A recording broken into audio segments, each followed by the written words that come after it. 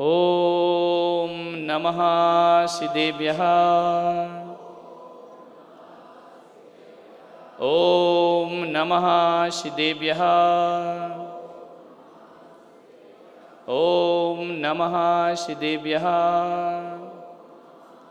यदर्चा भावेन प्रमुदितमना दर्दुरेह क्षणादासीत् स्वर्गी गुणगण समृद्ध सुखनिधि लवन्ते सद्भक्ता शिव सुख समाजम किमु तदा महावीर स्वामी नयन पथगामी भवतु मे।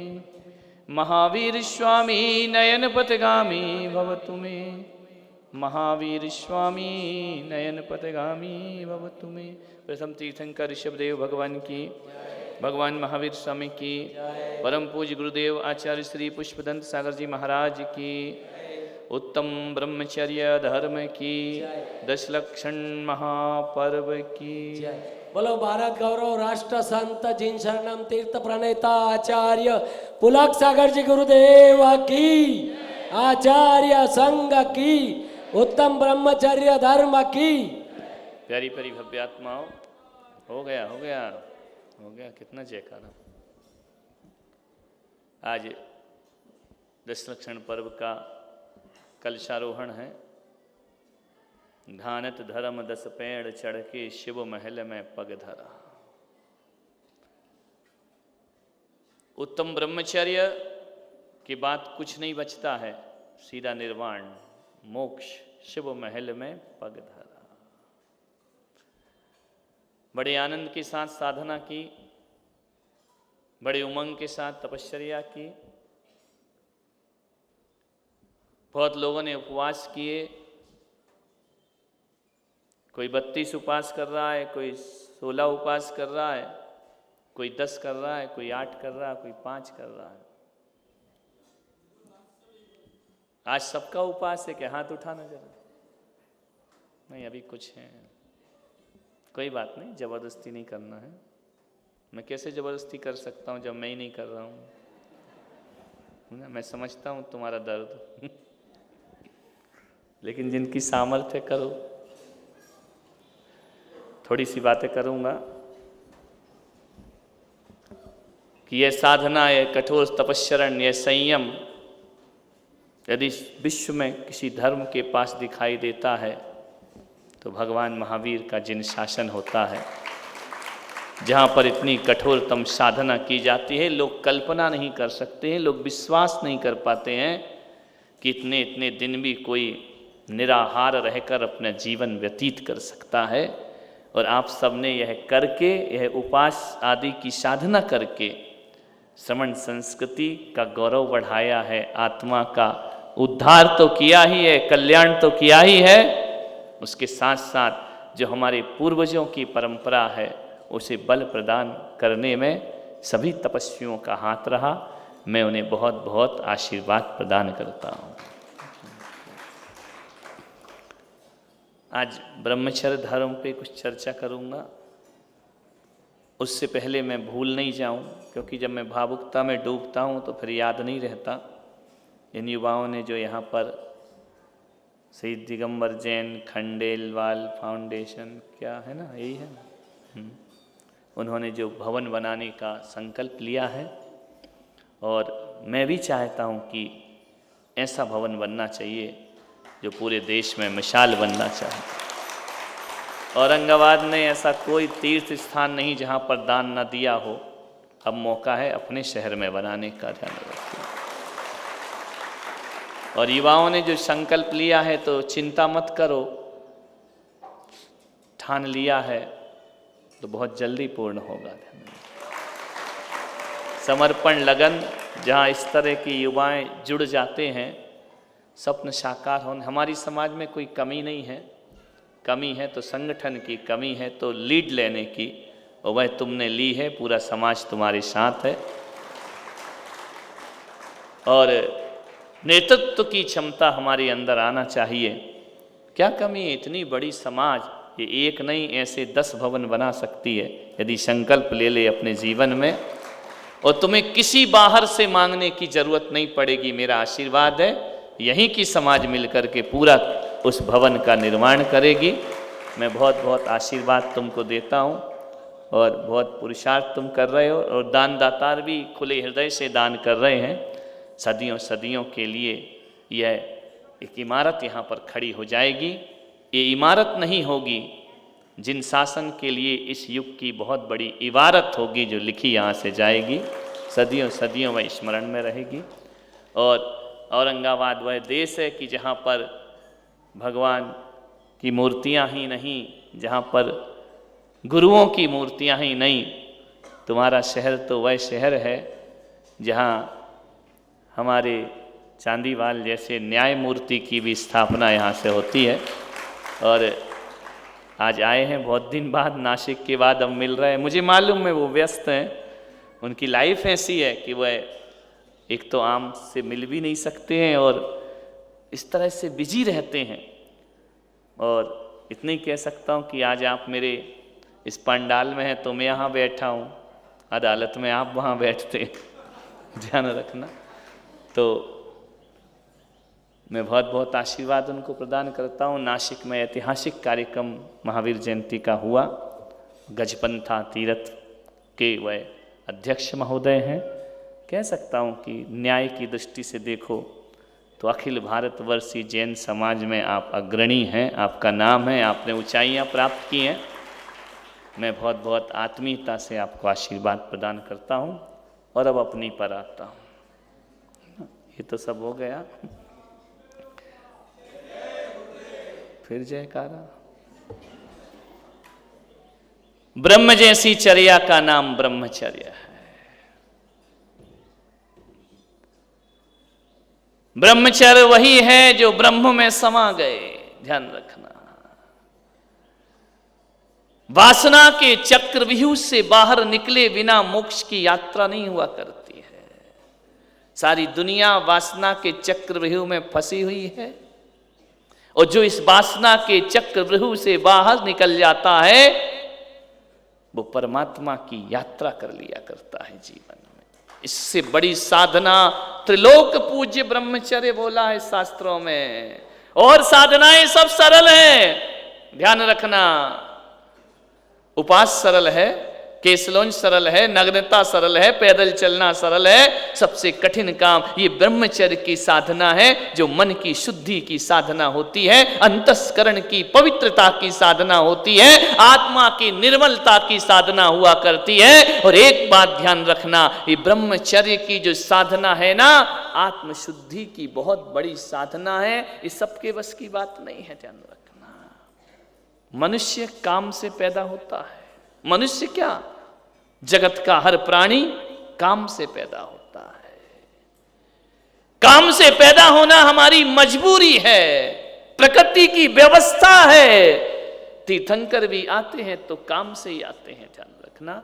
बिना काम के किसी का जन्म नहीं होता है। मनुष्य का जन्म वासना से हुआ करता है। लेकिन एक बात याद रखना, महान वो लोग नहीं होते हैं जो वासना से पैदा होते हैं, वासना में जीते हैं और वासना में मर जाया करते हैं। मेरे महावीर कहते हैं मनुष्य का जन्म वासना से हुआ है, लेकिन महान वो होते हैं जो वासना में नहीं साधना में जीते हैं और साधना से मृत्यु को प्राप्त कर लिया करते हैं। वह अपने जीवन को सार्थक कर लेते हैं। मनुष्य काम से पैदा हुआ, ये उसकी मजबूरी है, लेकिन काम के लिए जीना और काम के लिए मरना ये मनुष्य की मजबूरी नहीं हुआ करती है। वह काम में पैदा होकर भी राम में जी सकता है और राम बनकर के दुनिया से विदा हो सकता है। काम में नहीं, राम में जियो, ध्यान रखना।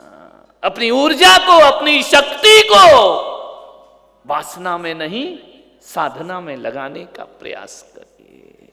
साधना में लगी हुई शक्ति साध्य को प्राप्त करा दिया करती है। मानिए, भोग में नहीं योग में ऊर्जा को लगाओ, संग्रह में नहीं त्याग में ऊर्जा को लगाओ। ये मनुष्य का जन्म मिला हुआ है। पाश्चात्य संस्कृति वासना की संस्कृति है और हमारी पूरब की संस्कृति साधना की संस्कृति हुआ करती है। हम साधना किया करते हैं परमात्मा की, हम बातें नहीं, हम करके दिखाया करते हैं, हम जी करके दिखाया करते हैं। ब्रह्मचर्य की बातें तो दुनिया में सबके पास होती हैं, लेकिन ब्रह्मचर्य की साधना तो केवल जैन संतों के पास कठोरतम से हुआ करती है। इसका मतलब ये नहीं कि जो जैन संत नहीं उनमें ब्रह्मचर्य नहीं, उनमें भी है, ध्यान रखना, ऐसा नहीं है। लेकिन इतना ही मेरा निवेदन है, निर्वासना का जीवन जिए। पाश्चात्य संस्कृति के पास रिश्ते नहीं है, पवित्रताएं नहीं है, बहन नहीं, सुता नहीं, माता नहीं। भारत के पास ये संस्कार है, हमारे देश के पास ये संस्कृति मौजूद है। मान्यवर, ग्रस्त जीवन कितने वर्ष का होना चाहिए? ग्रस्त होना कितने वर्ष का होना चाहिए जीवन? शास्त्रों के अनुसार ग्रस्त जीवन जब तक सांस है तब तक आस है, जब तक आस है तब तक जी रहे हैं आराम से। ध्यान रखना, 50 वर्ष ध्यान रखना, 25 वर्ष विद्याध्ययन, 25 वर्ष गृहस्थ आश्रम। ध्यान रखना, 50 के बाद कौन सी उम्र शुरू होती है? 51, 52। समझ में? 51 का मतलब क्या होता है? वन। समझ गए क्या है? 51 वन माने अब चलो, समझ में आ रहा? अब वन की तरफ चलो। 52, 51, ध्यान रखना। इसका मतलब है अब आओ वन की तरफ, अब आओ साधना की तरफ, अब आओ त्याग की तरफ। आप ग्रस्त हैं, मैं नहीं कहूंगा कि आप गृहस्थी ना बसाएं, मैं नहीं कहूंगा आप संतति को जन्म ना दें, मैं नहीं कहूंगा कि घर गृहस्थी के काम ना करें, लेकिन लिमिट तो हो सकती है ना। 51 के बाद अब क्या करना है? 51 के बाद वन की, 51 एक वन की तरफ चलो। ध्यान रखना, जो वन गए वो वन गए। ध्यान रखना, महावीर वन में चले गए, ऋषभदेव वन में चले गए, अजितनाथ वन में चले गए, पारसनाथ वन में चले गए। जो वन गए वो वन गए। ध्यान रखना। अब उम्र देखो आज अपनी अपनी, उत्तम ब्रह्मचर्य है ना, हो गए ना, भोग लिया ना, कर लिया ना। जीवन का आधा जीवन तो गया ना, संसार में, बच्चों में, परिवार में, रुपयों में, पैसों में, सब में चला गया। अब हाथ जोड़ो आज से कि हम बस अब खत्म करते हैं जीवन, अब अपना जीवन साधना में लगाते हैं। मैं ये नहीं कह रहा हूं कि दूध पीते बच्चे को छोड़ दीजिए, मैं नहीं कह रहा हूं कि अबोध बच्चों का त्याग करके इस मार्ग पर आ जाइए, नहीं। उस बच्चे का पालन पोषण करो, बड़ा करो। बड़ा हो गया ना, जब तुम 50 के होते हो तो बच्चा तो बड़ा हो ही जाता है ना, बेटी बड़ी हो जाती है। क्या करें महाराज, आजकल थोड़े लेट पैदा होते हैं, तो 60 ले लो मेरे भाई, 10 साल और ले लो, क्या दिक्कत है? 50 की जगह 60 ले लो। अब तो मत सठियाओ इसके बाद। ध्यान रखना, अब तो छोड़ने का प्रयास करो, अब तो साधना में जाने का प्रयास करो। एक आदमी आया, बोले महाराज आप एक बार क्यों खाते हैं, 2 बार क्यों नहीं खाते हैं? अरे मैंने कहा क्यों? बोले कि नहीं आप एक बार ही भोजन लेते हैं, दिगंबर संत एक बार भोजन लेता है, आपको तो 2 बार लेना चाहिए, 3 बार लेना चाहिए। एक डॉक्टर आए, बोले आपको पानी पीना चाहिए, विचार करिए। उन्होंने कहा कि आप एक बार भोजन क्यों लेते हैं, 2 बार क्यों नहीं लेते? मैंने कहा मैं योगी हूं, भोगी नहीं हूं। ध्यान रखना, भोगी खाता 2 बार और योगी खाता 1 बार। ध्यान रखना, मैं भोगी थोड़ी हूं। क्या करना है खा के? 2 बार खाने का मतलब है भोगों की ताकत पैदा करना। मुझे तो भोग नहीं है, 2 बार खा के करूंगा क्या? ध्यान रखना, मुझे कौन सा हम्माली करना है, कौन सा मुझे भाग दौड़ करना है, कौन सा मुझे व्यापार करना है, कौन सा मुझे ऑफिस जाना है जो मुझे एनर्जी ज्यादा चाहिए। एक आए बोले महाराज बहुत दुबले हो गए। अरे मैंने कहा दुबले? मैंने कहा महावीर ठोले बनना है क्या मुझे? क्या करूंगा ऐसा गोल मोल बन के? ध्यान, मुझे काम क्या है जो मोटा हूं बैठ करके? मुझे कोई कुश्ती तो लड़ना नहीं है, मुझे किसी से झगड़ा तो करना नहीं है, मुझे क्या करना? काय के लिए बदन बनाऊं यहां पर आकर के? ध्यान रखना, बोलिए, विचार करिए। 2 बार खाने का मतलब है पंचेंद्रिय के विषय भोगने की ताकत पैदा करना। हम पंच इंद्रिय के विषय छोड़ चुके हैं, हमें तो उतना ही लेना है जिससे इंद्रियां जिंदा रहें, बस भोगें ना। इसलिए एक बार भोजन करना दिगंबर संत का धर्म हुआ करता है। विचार करिए, ब्रह्मचर्य के साथ एक बार भोजन, एक बार खाए सो योगी, 2 बार खाए सो भोगी, 3 बार खाए तो रोगी, और बार बार खाए मृत्यु जरूर होगी। ध्यान रखना, जल्दी निपट जाएगा। ध्यान रख, समय से पहले फाइल निपट जाएगी तुम्हारी। मान्य हो गया ना, 60 वर्ष ले लो, रही थोड़ी बहुत गई, थोड़ी रही बहुत गई, अब तो चेतन चेत, काल चिरैया चुग रही, निस्दिन आई उखेत। ध्यान रखना, अब तो चेतो। ये वाले सीनियर सिटीजन 50 तो हो गए है ना। MR कौन बोला अभी तुम्हें जवान? ध्यान रखना, हो गई ना, फाइल निपट गई। ललित, अच्छा अभी बहू आना बाकी है, दामाद आना बाकी है। ध्यान, कोई बात नहीं, मान्य। विचार करना है आपको, जिंदगी को संभालने का प्रयास करना है, जिंदगी को साधना में ढालने का प्रयास करना है। और यदि तुम इस उम्र में आकर भी धर्म से नहीं जुड़े, जन्म बेकार चला जाएगा, कुछ भी हाथ नहीं लगने वाला है। ध्यान रखना, याद रखना, मोह ममता छोड़ी नहीं जाती है, मन नहीं करता छोड़ने का। ऐसा लगता और थोड़ा और, बेटा है, पोता आ जाए, पोती आ जाए, उनके हो जाए, सोने की सीढ़ी चढ़ना ना, 4थी पीढ़ी सोने की, वो नीचे उतारेगी। ध्यान रखना, अभी तो चढ़ जाओगे लेकिन ले जाएगी वो नीचे की तरफ, ऊपर नहीं ले जाएगी। जीवन में मोह माया ममता नहीं छूटती है, मन नहीं करता छोड़ने का मन ना करे तो भी छोड़ना तो पड़ेगी ना। ध्यान पकड़ के रख सकते, स्थायी बना सकते हो, नहीं पकड़ सकते हो, छोड़ना तो पड़ेगी ही पड़ेगी। ध्यान रखना, कितने लोग आए जो पकड़ते रहे इस मोह माया को, लेकिन एक बात आपको मालूम होना चाहिए। ध्यान रखना, जिंदगी क्या हुआ करती है, एक दिन तो वह छीनेगी। लाख कोशिश करो, जिन जिन लोगों ने चाहत रखी कि वासनाओं को पकड़ के रखेंगे, आकांक्षाओं को पकड़ के रखेंगे, कौन पकड़ पाया? रावण ने यही सोचा था, कंस ने यही सोचा था। विचार करिए, लादेन ने भी तो यही सोचा था, एक दिन पूरी दुनिया पर हुकूमत करूंगा। मौत ने जमाने को क्या समा दिखा डाला, वो कैसे कैसे रुस्तमों को खाक में मिला डाला। किस पर जी रहा है आदमी, कैसे जिंदगी को जीता है। मान्यवर, समझना, आज समझ जाओ, आज तो वैराग हो जाना चाहिए, कल से तो फिर वही संसार की दुनिया शुरू, कल से पारना होगा ना। नहीं, सुबह तो यहाँ होगा, बाकी दिन भर कहाँ कहाँ होगा वो तुम जानो, ऐसा पारना होगा। ध्यान तक विचार करना है, जीवन को समझो, जिंदगी को समझने का प्रयास करो।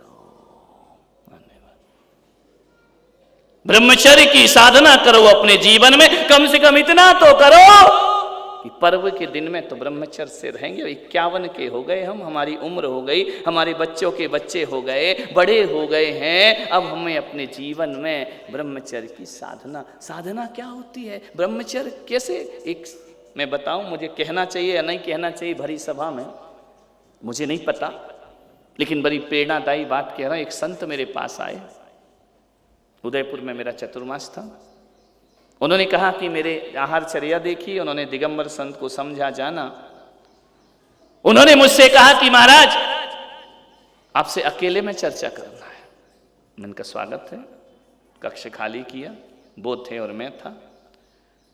बोले कुछ ऐसी बातें हैं जो मुझे आपसे करना है। मैंने कहा बोलिए। उन्होंने कहा कि संत जी आप ब्रह्मचर्य कैसे पालते हैं? मैंने सुना। बोले आप ब्रह्मचर्य कैसे पालते हैं? आप नग्न रहते हैं, दिगंबर रहते हैं, विकार नहीं उठते हैं। व्यक्तिगत बात थी। मैंने इतना ही कहा संत जी यदि ये प्रश्न कोई ग्रस्त पूछता तो मैं उत्तर देता, कोई संसारी पूछता तो उत्तर देता। दुख हो रहा है मुझे, एक संत से पूछता है ब्रह्मचर्य कैसे पालते हैं। इससे ज्यादा दुख की कोई दूसरी बात मैंने कहा आप नहीं पालते हैं क्या? विचार करिए। एक संत से पूछे कि ब्रह्मचर्य क्या होता है, फिर इतने दिन साधना करके तुमने किया क्या है अपनी जिंदगी में, फिर इतने दिन की कठोर तपस्या से तुमने पाया क्या है अपने जीवन में। एक बात याद रखना, ब्रह्मचर्य पालने के लिए कुछ नहीं करना पड़ता है, ब्रह्मचर्य के लिए कोई पुरुषार्थ नहीं करना पड़ता है। मैं पुलक सागर तो इतना कहता हूं, अरे परमात्मा में ब्रह्म में जो लीन हो जाता है, ब्रह्मचर्य पालना नहीं पड़ता, ब्रह्मचर्य अपने आप पलना प्रारंभ हो जाया करता है। सुध लगी रहे परमात्मा से तो कहां ठिकाना रहता है। आप बोलिए 10 दिन से आप यहां साधना कर रहे हैं, 10 दिन से परमात्मा से लगन लगा कर बैठे हैं, 12 बजे 1 बजे घर पहुंचा करते हैं। बताइए क्या आपके अंदर भूख जगती है, आपके अंदर प्यास जगती है, आपके अंदर वासना जगती है? नहीं। ध्यान रखना, जब खाली दिमाग होता है तब वासना की तरफ जाता है, और जब चित्त प्रभु में अर्पित होता है वासनाएं छोड़ करके हमें अपने आप चली जाती है। हमें वासनाओं को नहीं छोड़ना है, वासनाएं खुद हमें छोड़ करके चली जाए, उसका नाम ब्रह्मचर्य हुआ करता है। हमारे पास टाइम कहां है? ध्यान रखना, इतने बिजी हैं कि बार बार कहना पड़ता बस बस बंद करो बंद करो, टाइम ही नहीं है अपने पास। ध्यान रखना है, कहने को कुछ भी नहीं है, काम कुछ नहीं, बिजी बहुत है। ध्यान रखना, व्यस्त बहुत है। मान्यवर, वासनाओं को जीतना है तो चित्त को कोई विषय देना पड़ता है। चित्त को विषय नहीं दोगे तो वासनाओं को जीत नहीं पाओगे अपनी जिंदगी में। चित्त को धर्म की आराधना का विषय देना पड़ता है। विषय भोग बहुत भोगे, 50 साल की उम्र हो गई, अब जितना जीवन बचा है वह परमात्मा की भक्ति में लीन कर देना चाहिए, परमात्मा के चरणों में लीन कर देना चाहिए। परिवार का नाता छोड़ो, घर गृहस्थी छोड़ो। मैं ये नहीं कह रहा हूं, बोले महाराज ऐसे कैसे घर छोड़ दें, आप तो बाबा बैरागी, हम कैसे छोड़ दें, पति पत्नी कैसे रहे? मैंने कहा एक बात याद रखना, 50 वर्ष के बाद पति पत्नी भोगी बनकर नहीं, योगी बनकर के घर में रहना चाहिए। मैं घर छोड़ने की बात नहीं कर रहा हूं, योगी बनकर के घर में रहो, साधक बनकर के घर में रहो, वासनाओं से ऊपर उठने का प्रयास करो। एक बात याद रखना, अरे बहुत उलझ गए, 50 साल उलझने के अलावा क्या किया? घर गृहस्थी में उलझ गए ना। मालूम है क्या होती है जिंदगी? एक मकड़ जाल, एक मकड़ी होती है ना, मालूम है? 2 पैर का आदमी, शादी हो गई तो कितने पैर हो गए? बोलो। 4 पैर का कौन? मैं नहीं बोलूंगा ऐसे, अब शब्द आपके लिए। 4 पैर का कौन? बोलो। हैं? इतना स्तर गिर गया तेरा, जानवर तक सही था ना, नाम लेने की क्या जरूरत थी? ध्यान रखना, 4 पैर का जानवर। 1 साल बाद एक रिजल्ट आया, कितने पैर हो गए? 6 पैर की मक्खी।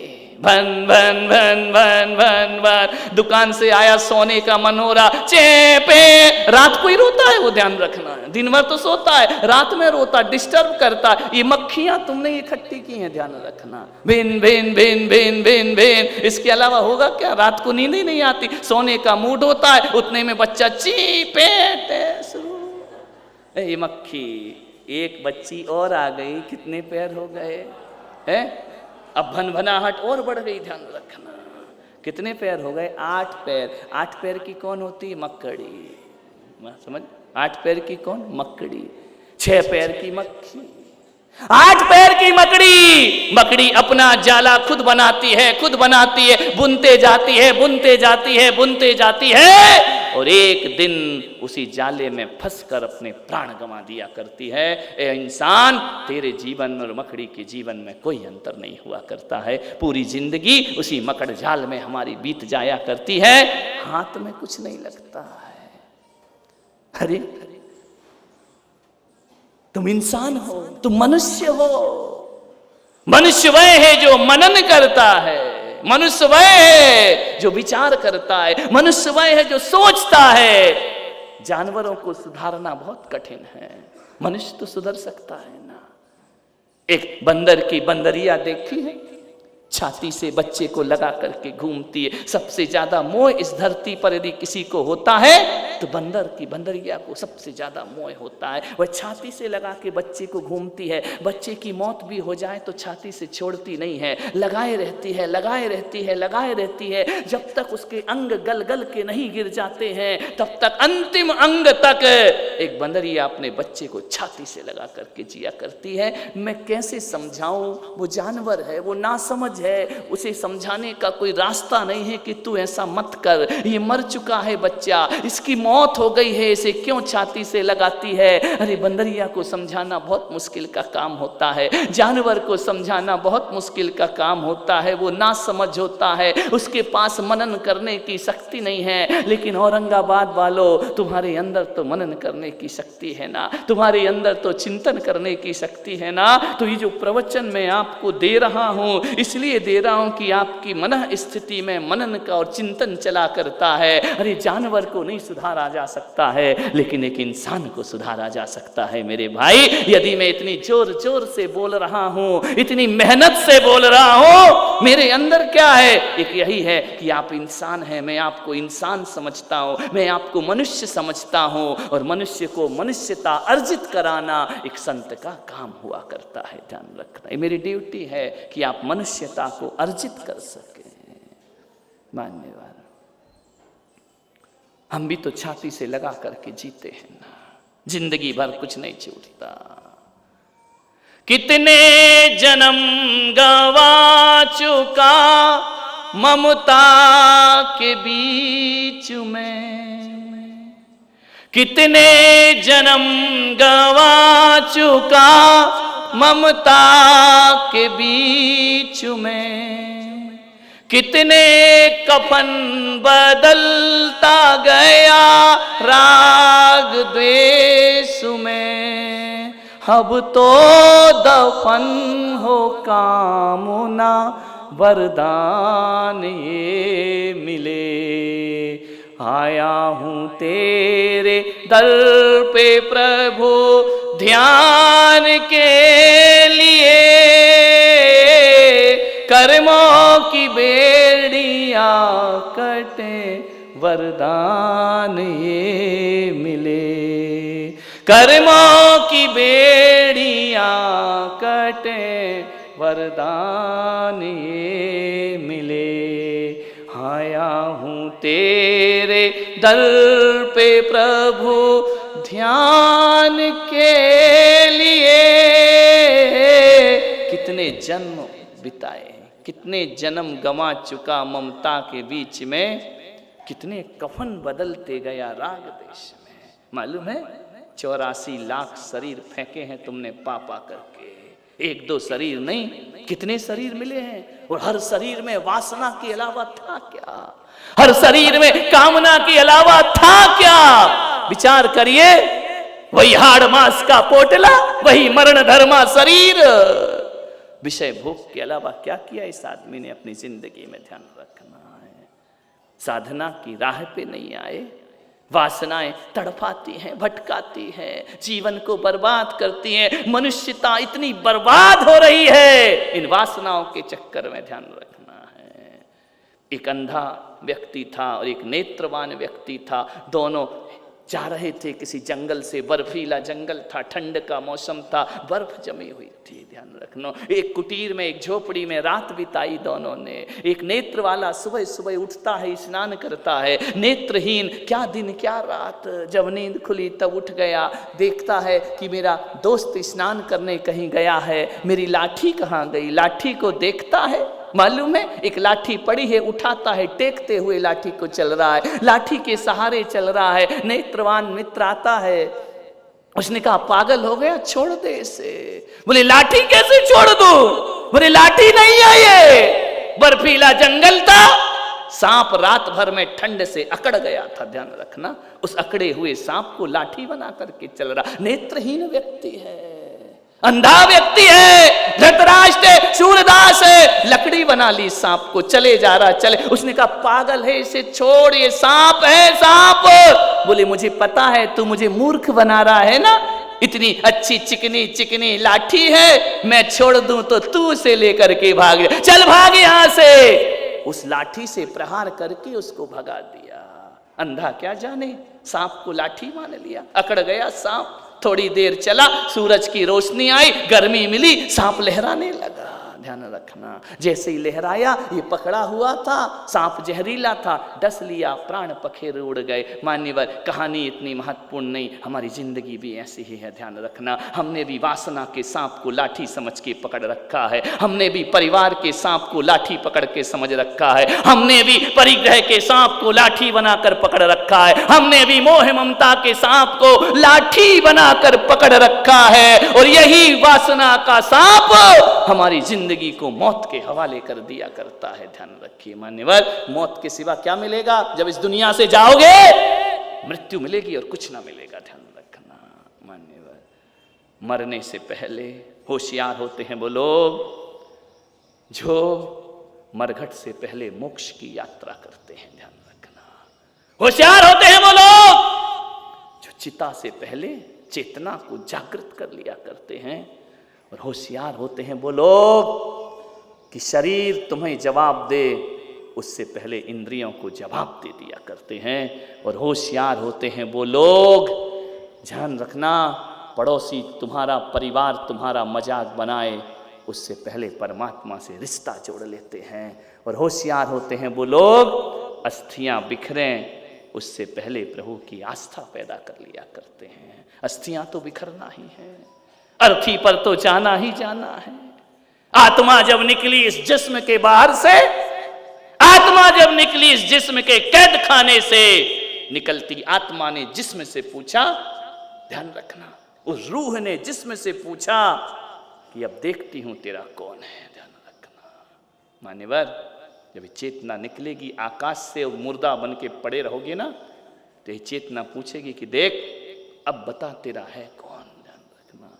जो अपने थे ना वो भी जलाने जाते हैं, वाहिरे इंसान जो जिंदगी भर हमसे जलते हैं वो भी जलाने आ जाते हैं, वो भी हमारी अर्थी में शामिल हो जाते हैं।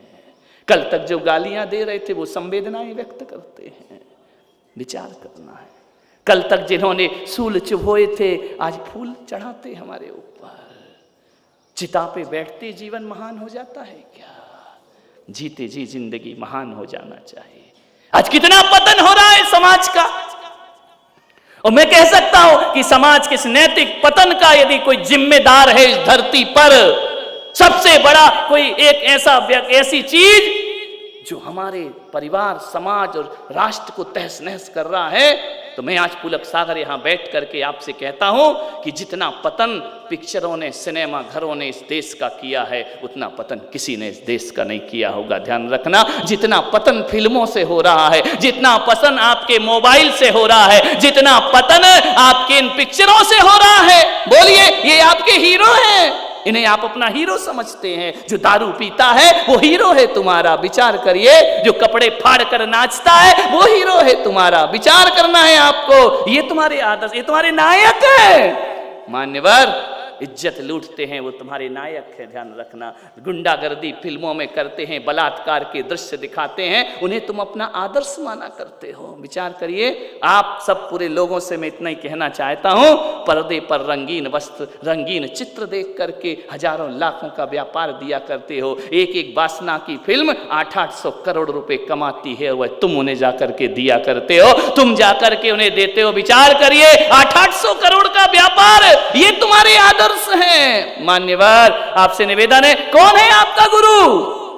आप जैसे हीरो की हेयर स्टाइल देखोगे वैसी तुम्हारी हो जाती है, ये तुम्हारी गुरु हैं। जैसे कपड़े वो पहनेगी वैसे आप पहन लेते हो, जैसी स्टाइल उसकी है वैसा आप, फिल्मी हो गई दुनिया, हर अंदाज फिल्मी हो गया हमारा। सोशल मीडिया में देखो, यूट्यूब में देखो, इंटरनेट में देखो। मैंने एक फिल्म निर्माता से मिला मैं मुंबई में, मैंने कहा क्या दिखाते हो? बोले पब्लिक अच्छी चीजें देखना ही पसंद नहीं करती है। मैंने कहा देखना तो पसंद करती है मेरे भाई, लेकिन तुम अच्छी चीजों को अच्छी तरह से पेश नहीं किया करते हो। ध्यान रखना, तुम बुरी चीजों को अच्छे से पेश करते हो, इसलिए दुनिया बुरी चीजों को देखा करती है। कौन कहता है कि दुनिया अच्छी चीज देखना नहीं चाहती है? मैं पुलक सागर। कौन है आपका आदर्श? एक फिल्म को लिखने वाला, एक पटकथा लेखक, एक निर्माता, एक निर्देशक, एक वो हीरो, वो तुम्हारे आदर्श हैं? नहीं, बचाना होगा इस पीढ़ी को मेरे भाई। बोले आजकल कोई धार्मिक चीजें नहीं देखते हैं, आदर्शवान चीजें नहीं देखा करते हैं। मान्यवर, मैं आपसे निवेदन करता हूं, समस्त फिल्म निर्माताओं तक मैं अपना संदेश देना चाहता हूं, कोई सी भी फिल्म बन जाए, कोई सी भी सीरियल बन जाए, ध्यान रखना ये हिंदुस्तान है। हजारों सीरियल बने, कितनी भी एकता कपूर सीरियल बना ले, ध्यान रखना, लेकिन मैं कह सकता हूं कि जो रामानंद सागर की रामायण ने चमत्कार किया है, दुनिया की कोई फिल्म वो चमत्कार नहीं कर सकती। मुझे याद है जब मैं ग्रस्त जीवन में था, मालूम है, रामायण आती थी, कर्फ्यू लग जाता था सड़कों पर, बिना बताए, बिना पुलिस के कर। तुमको भी याद होगा, है ना? मेरे से तो बड़े ही हो ना, नहीं छोटे भी होगे तो इतना तो याद होगा ना। ध्यान रखिए, कर्फ्यू लग जाता था। मैंने देखा रेलवे स्टेशन पर रेल मंत्री को प्लेटफॉर्म पर टीवी लगाना पड़ी। उस समय ब्लैक एंड व्हाइट टीवी चलती थी, मेरे घर में भी थी, टेक्सला की शटर वाली, है ना, नीला स्क्रीन लगा देते थे तो कलर हो जाता था। वो साड़ी ऐसी लगती थी जैसे नील दे दी हो सफेद कपड़ों में। ध्यान, क्या दिन थे, क्या जमाने थे। पूरा परिवार, पूरा मोहल्ला आके बैठ जाता था। हर किसी के घर में टीवी नहीं होता था, हर कमरे में टीवी नहीं होता था। आज तो हर कमरे में टीवी, हर हाथ में मोबाइल है। पहले ये सब नहीं होता था। एक घर में, मोहल्ले में एक टीवी होती थी, पूरा मोहल्ला चला जाता था। ऐसा लगता था कि जैसे किसी चौराहे पर रामलीला खेली जा रही हो, सब लोग जाकर के देखा। ऐसा संवेदनशील हमारा देश। अरुण गोविल को और दीपिका को सीताराम समझ के लोग प्रणाम कर लिया करते थे। ध्यान रखना, कुछ लोग तो ऐसे थे गांव के, रामायण शुरू होती हाथ जोड़कर बैठ जाया करते थे। ये हमारी संस्कृति थी। वो कहते हैं अच्छी चीज लोग देखना नहीं चाहते हैं। मैं कहता हूं आज तक जितने भी सीरियल टीवी पर बने हैं, अरे रामायण एक तरफ रख दो, तुम्हारी सीरियल एक तरफ रख दो। सबसे ज्यादा टीआरपी यदि किसी को मिली है तो रामायण और महाभारत को सबसे ज्यादा टीआरपी मिली है। विचार करिए, आज मैं कह सकता हूं दावे के साथ, हिंदुस्तान में गांव गांव, घर घर टीवी पहुंचाने का श्रेय यदि किसी को है तो रामानंद सागर को घर घर रामायण के माध्यम से पहुंचाने का श्रेय कौन कहता है? एक तूफान सा आ जाता था। और आज भी देखो, राम की लीलाएं हमें सब मालूम है, हमें मालूम है महाभारत में क्या क्या हुआ है, लेकिन चैनल बदलते बदलते कहीं रामायण दिख जाए ना तो आज भी उंगली रुक जाया करती है। उस दृश्य को कौन कहता है? राम का चरित्र इतना पुराना, महावीर का चरित्र इतना पुराना, ऋषभदेव का चरित्र उतना पुराना है, उन सब के बारे में हम जानते हैं, लेकिन आज भी हमारे कर्ण उनकी कथा सुनने को लालायित रहा करते हैं। कौन कहता है भारत वासना की चीजें देखना चाहता है? ये हमारे फिर निर्देशक, निर्माता चीज ही ऐसी पेश करते हैं। ध्यान रखिए मान्यवर, है कोई रामायण का मुकाबला? विचार करिए। मैं फिल्मों का विरोधी नहीं हूं, लेकिन जो परोसा जा रहा है ना, उसका मैं विरोधी हूं। मेरी मां ने मुझे सबसे पहली फिल्म दिखाई थी उपकार। मैं बहुत छोटा था, जबरदस्ती हाथ पकड़ के ले गई थी। ये पिक्चर देखो। कुछ पिक्चर ऐसी हैं जो जीवन को बदल भी दिया करती हैं। ध्यान रखिए, ब्लैक एंड व्हाइट पिक्चर थी। मान्यवर, आपसे निवेदन है मेरा, बचाओ इस पीढ़ी को। समय से पहले बच्चे जवान हो रहे हैं। जो बातें 18 साल की उम्र में आती थीं, वो बातें आज 5 साल के बच्चे के अंदर आ गई हैं। मान्यवर, इस पीढ़ी को नहीं बचाया ना तो सब कुछ गर्त में चला जाएगा। मान्यवर, आपसे निवेदन है मेरा। मैं सूरज जी बड़जात्या के घर गया। जब भी बंबई जाता हूँ उनके घर जरूर जाता हूँ। मैंने उनसे पूछा कि फिल्मों का ये सब काम उनके घर का आदर्श है, जैन है, संस्कार है, भले मंदिर ना जाएं, पूजा पाठ ना करें, लेकिन उन्होंने कहा, सूरज जी बड़जात्या ने, महाराज हम केवल पारिवारिक फिल्म ही बनाया करते हैं, हम वासना की फिल्में नहीं बनाया करते हैं। ध्यान रखिए, हम गंदी पिक्चर नहीं बनाया करते हैं, हम ऐसी पिक्चर बनाते हैं परिवार एक साथ बैठकर देख सकता है। ध्यान रखना, ऐसे लोग हैं आज भी अपनी संस्कृति सभ्यता को जीते हैं। ऐसा परिवार मैंने देखा। उनके घर के बच्चे स्कूल जाते थे छोटे छोटे, तो कभी उन्हें एहसास नहीं होने दिया कि हम राजश्री पिक्चर के परिवार से हैं। ध्यान रखना, उन्होंने मुझे बताया कि मेरी बेटी स्कूल जाती थी, मैं कार से नहीं, उनको क्या कमी है पैसों की, मैं कार से स्कूल नहीं भेजता हूँ, मैं बस से स्कूल भेजता हूँ। ताकि लोगों को ये ना लगे कि ये राजश्री पिक्चर के परिवार की लड़की है, ध्यान रखना। और मेरी बच्चियां पैदल स्कूल गई, कार पे नहीं, बस में स्कूल जाती। और मैंने अपनी बच्चियों को कह रखा है, स्कूल में किसी को भी पता नहीं चलना चाहिए कि तुम बढ़िया परिवार से हो, ध्यान रखना। आज भी वो आदर्श जीते हैं। 3-3 दिन में उनके घर में रहा, आवाज नहीं आती, शांति का वातावरण, नौकरों से चिल्लाते नहीं है, इतना सॉफ्ट जीवन, बाजू की आवाज बाजू में नहीं जाती। वो बैठ के 1-1 घंटे मुझसे सत्संग करते थे। उन्होंने मुझसे पूछा कि महाराज कभी कभी ऐसे दृश्य दिखाना पड़ते हैं शराब आदि के, तो क्या हमें पाप लगेगा? एक प्रश्न एक फिल्म निर्माता करता है हमसे। मैंने कहा आपका उद्देश्य क्या है, शराब छुड़ाना या पिलाना? बोले छुड़ाना। तो मैंने कहा यदि छुड़ाने के लिए दिखाते हो तो मैंने कहा सूरज जी एक बात याद रखना, किसी आदमी को वेश्या के घर से निकालना है तो वेश्या के घर तक तो जाना ही पड़ता है ना, बिना हाथ पकड़े कौन उसे बाहर निकाल सकता है, ध्यान रखना। मैंने कहा जो तुम दुर्दशाएं दिखाते हो व्यसन की, ये मैंने कहा पाप नहीं है, ये लोगों के लिए एक सबक हुआ करता है। मान्यवर आदर्श परिवार है वो, बढ़िया परिवार, पूरा परिवार समर्पित है, नजरें झुका करके बात करते हैं संतों से। मान्यवर ऐसे भी लोग हैं। ये मानसिकताएं हटा दीजिए मन से कि गलत चीजों को लोग देखना पसंद करते हैं। नहीं, मैं आपसे कहता हूं ऐसे लोगों को हीरो मत बनाओ। केस चल रहे हैं अदालतों में इनके, गलत जिंदगी जी रहे हैं, फिल्मों में हीरो। युवक युवतियों से कहूंगा ऐसे देह के आकर्षण में मत जाइए, देह के सौंदर्य में मत फंसिए। मान्यवर आपसे निवेदन है, मेरा भी कोई हीरो है, मैं भी संत हूं। हीरो कौन होता है, नायक कौन होता है? जो लायक होता है, ध्यान रखना। जो लायक है वही नायक है, जो नालायक है वो नायक नहीं हो सकता। मेरा नायक जानते हो कौन है? मेरा हीरो कौन है?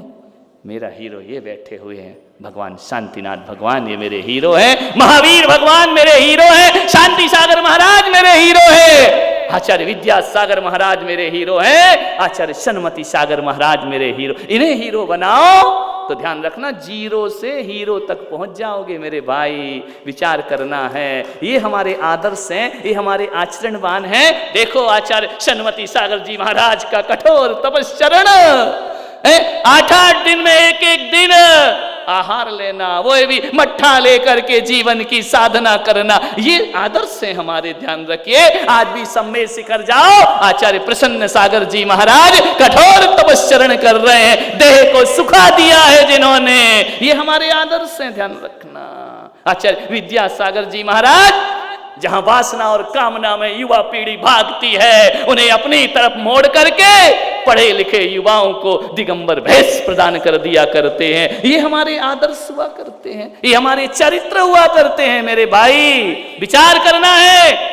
एक अध्यात्म का शिरोमणि कोई बन करके जीता है। आचार्य विशुद्ध सागर जी महाराज को देखो, अध्यात्म से लोगों को, धर्म को जोड़कर युवाओं को अपनी तरफ लेते हैं। छोटे छोटे बच्चों को घर से निकालकर, जिनकी दाढ़ी मुच्छी भी नहीं आती, उनको पिच्छी पकड़ाने वाला कोई संत है तो आचार्य पुष्पदंत सागर जैसा संत है, जो 12 साल की उम्र में तरुण सागर को ब्रह्मचारी बना करके खड़ा करके पिच्छी पकड़ा दिया करते हैं। ये हमारे आदर्श है, इनकी पूजा करो। ज्ञानमती माता जी हमारी आदर्श है, जिन्होंने कितने बड़े बड़े काम, जो स्कूल नहीं गई, पढ़ी नहीं, लिखी नहीं, ऐसी अनपढ़ सरस्वती जो 250 ग्रंथों का लेखन कर दिया करती हैं। ध्यान रखना, इन्हें आदर्श मानो। ये हमारे जीवन के कल्याणकारी लोग हैं, इनको आदर्श मानिए अपने जीवन का। आचार्य विमल सागर जी महाराज ऐसा ब्रह्मचर्य कि जब भी हाथ उठा आशीर्वाद का तो विमल सागर के हाथ ने ना स्त्री को देखा ना पुरुष को देखा, शीश झुका, आशीष रख दिया। ध्यान रखना, उन्होंने नहीं कहा कौन स्त्री कौन पुरुष, स्त्री पुरुष का भेद ही मिटा दिया जिन्होंने, हाथ में रख दिया सिर पर, शीश पर, अपनी साधना में लीन हो गए। आचार्य विमल सागर जी महाराज ये हमारे हीरो हैं। ध्यान रखना, ये हमारे नायक हैं, ये हमारे आदर्श हैं। इनकी ओर कदम बढ़ाओ, जीवन ब्रह्मचर्य की साधना में अपने आप हो जाया करता है। इन्हें आदर्श नहीं बनाया, किन किन आचार्यों के नाम लिए जाएं। शांति सागर महाराज एक धर्म की क्रांति खड़ी कर दी जिन्होंने। मान्यवर, ये हमारे आदर्श हैं। इनकी मूर्तियां, इनको प्रणाम करो, इनकी वंदना करो, इनके जीवन को जियो। कैसा आदर्श इन्होंने प्रस्तुत किया है। विचार कर, एक आदमी आए, एक पत्रकार आए, बोले महाराज आप नग्न रहते हैं, अच्छा नहीं लगता समाज में, आप नग्न होकर गुजरते हैं। युवक युवतियां रहती हैं, बोले महाराज आप नग्न रहते हैं, रूप सी स्त्रियां जब आपके सामने आती हैं तो आपको कैसा लगता है। पत्रकार तो कुछ भी पूछ सकता है। मैंने कहा मुझे कैसा लगता है? बोले हाँ।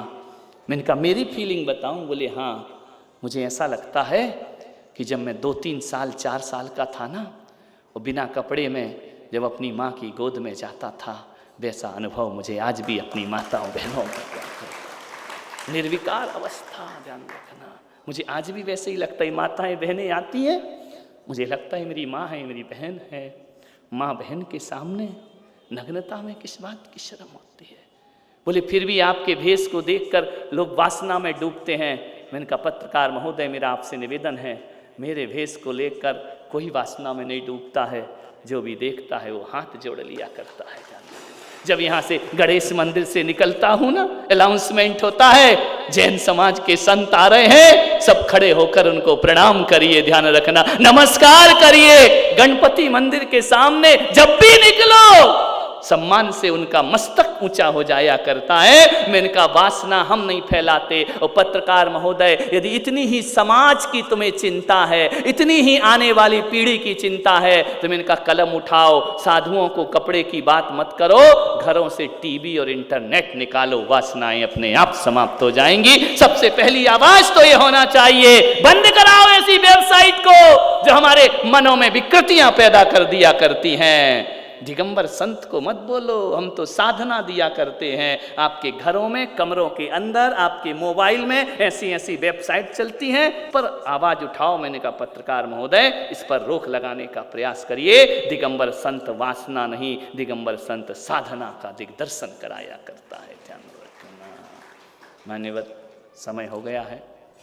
ललित जी ने भी घड़ी देख ली है, मैंने उन्हें देख लिया है, उनने मुझे देख लिया है।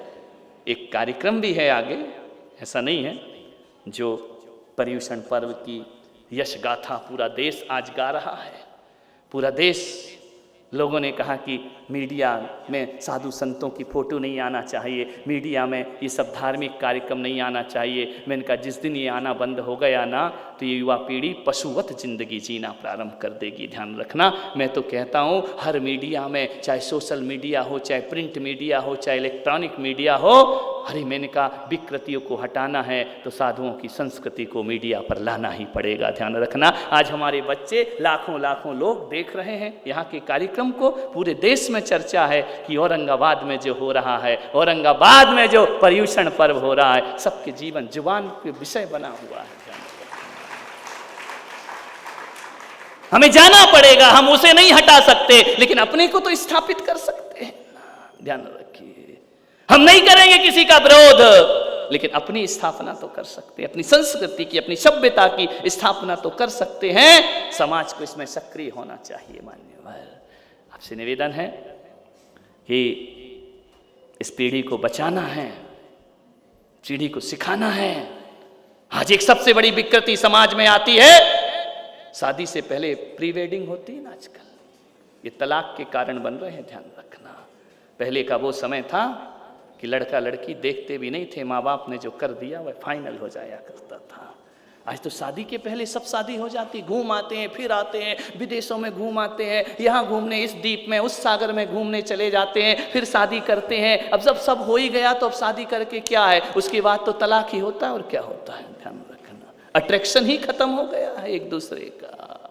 इन पर रोक लगाइए। शादी के पहले फिल्मी हीरो हीरोइन की अंदाज में वीडियो नहीं बनना चाहिए, जगह जगह नहीं जाना चाहिए। शादी वो नहीं होती है जो, ध्यान रखना, पहले के लोग, दुल्हन आती थी तो पूरा मोहल्ला पैसा देख के मुंह देखता था, है ना, है मुंह दिखाई होती। अब काय की मुंह दिखाई, वो तो पहले से मुंह दिखा के आई है, ध्यान रखना। अब काय की दुल्हन, काय का पर्दा, ध्यान रखना, मर्यादा ही खत्म हो गई है सब। बच्चों पर रोक लगाइए, अपने शरीर का अंग प्रदर्शन मत करिए, शरीर पर ऐसी चीजें मत रखिए।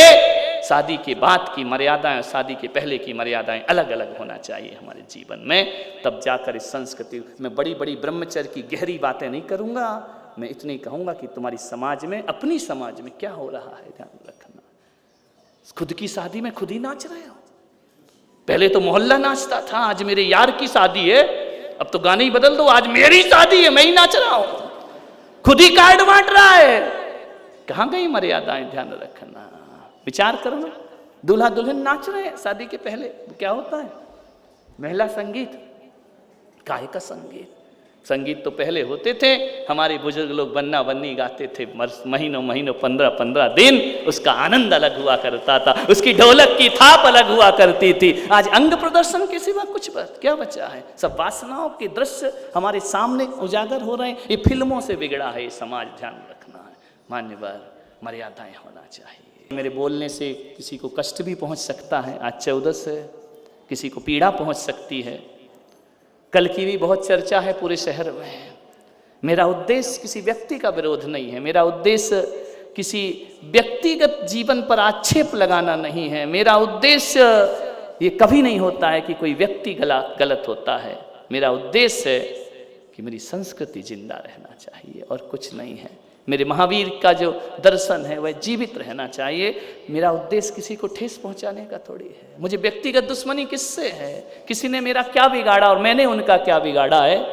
लेकिन जब जब कोई हमारे धर्म का मजाक बनाता है, जब जब कोई हमारी संस्कृति पर छींटाकशी करता है, ताना कसता है, दर्द होता है इस पर, क्योंकि भगवान महावीर स्वामी 21,000 वर्ष के लिए इस संस्कृति को जिंदा रखने का भार हमारे कंधे पर रख करके गए हैं, ध्यान रखना। उन्होंने कहा इसे जीवित रखना, इसे मृत नहीं होने देना, इसे खत्म नहीं करना।